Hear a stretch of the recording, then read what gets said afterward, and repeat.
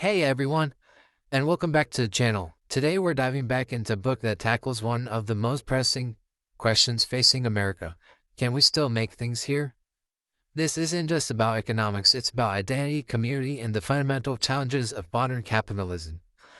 The book, Making It in America, The Almost Impossible Quest to Manufacture in the U.S.A. and How It Got That Way, by Rachel Slade.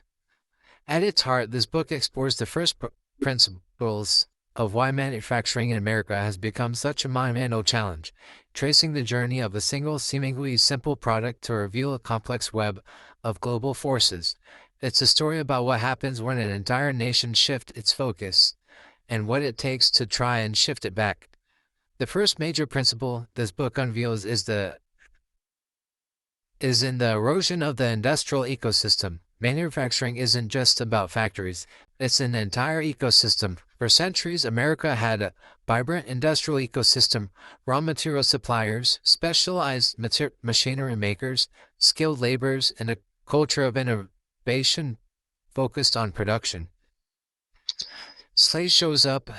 Slade shows us that this ecosystem didn't just disappear overnight. It was dismantled piece by piece. The first principle here is that small decisions, multiplied over decades, lead to massive systemic shifts. This relentless pursuit of cheaper labor and lower costs, driven by globalized supply chains, incentivized companies to move production overseas.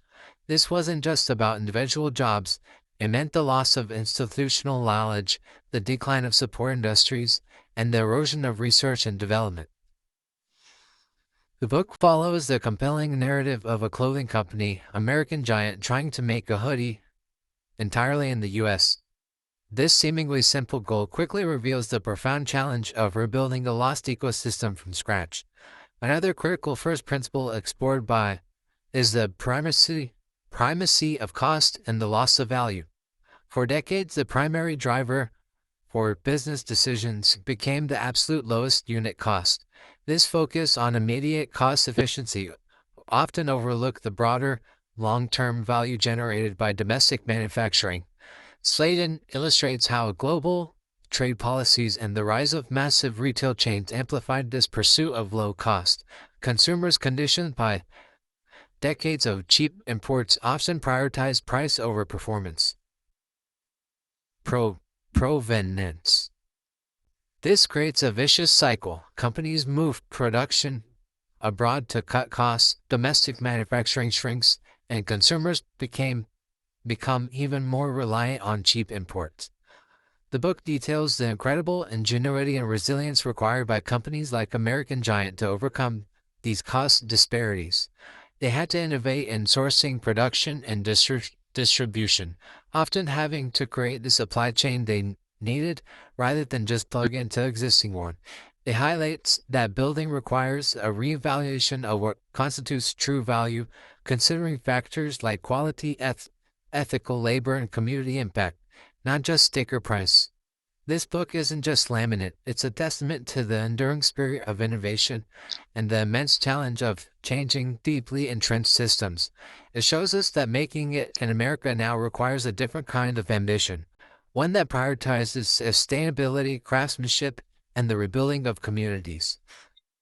How can we apply these principles in our own lives? First, reevaluate cost versus value in your own life. Are you always chasing the lowest price, or are you willing to invest in quality, durability, and ethical sourcing? Think about your clothing, furniture, or even your food. Choosing consciously can impact smaller local economies. Second, understand that your choices are part of a larger ecosystem. Where do your goods come from? What labor went into them? Supporting local artisans, farmers, or small business helps strengthen those micro ecosystems. Finally, practice deliberate consumption. Every purchase is a vote. By making intentional choices, we can signal demand for products made with higher standards, even if it means paying a bit more. This quest to manufacture in America is an ongoing story, filled with challenges but also incredible hope and innovation. And that brings us to our puzzling question for you. If making it in America has become an impossible quest for products, What impossible quest are you personally undertaking or aspiring to achieve in your life? And what overlooked first principles might be holding you back or propelling you forward? Share your thoughts in the comments below. Thanks for watching.